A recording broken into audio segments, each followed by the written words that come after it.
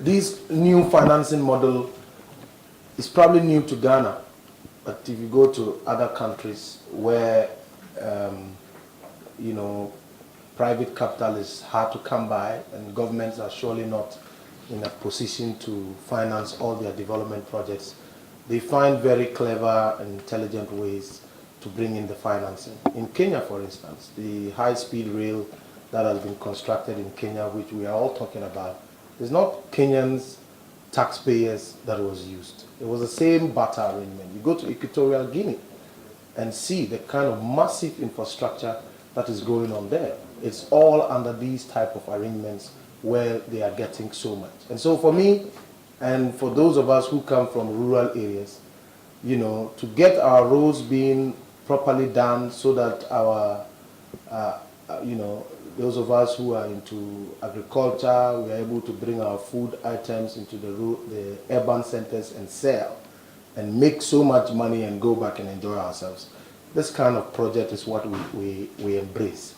So I think that we should get to a point where the country, will support a government and make sure that this type of initiative, because we have so many resources, and I'm sure many of us will admit that, for instance, we have a galamsey menace that is hurting our country. Who are those largely in this galamsey menace? It's the Chinese. So now if we have a smart and intelligent way to address the Chinese and have a barter system where their populace do not have to populate our country to mine our gold, but rather we say, look, we are going to give you processed gold whilst you help us with financing for all these massive projects that we are talking about within the Sino Hydro 2 billion facility. You should see the type of projects that we are embarking on. And so it is the same type of arrangements. If you look at even how we got into commercial oil production, we have known in this country that we had oil, but for many years we were never able to strike it in commercial quantities. It took such an arrangement where private oil rig operators across the world come into our country and at their own cost they strike it, they hit it in commercial quantities, and then government goes into rent-seeking activities, which is just taking royalties and taxes from the people.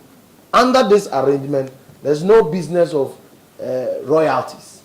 We are saying, come for processed bauxite, and then we point to you that we want this particular road, we want this particular interchange, we want this particular bridge, and construct it. But don't forget, they do not determine at what price.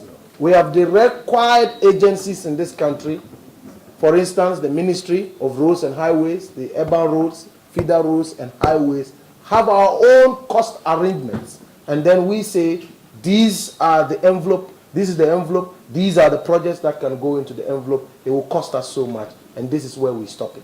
And so, those are the kinds of arrangements that have gone on. As for our friends on the other side and their alternative view on this matter, I think it's accepted. They will surely have a view. But we will convince persuasively the Ghanaian public that we think that this is the best way of financing our development projects, and the Akufo-Addo economic transformation program is just about to begin.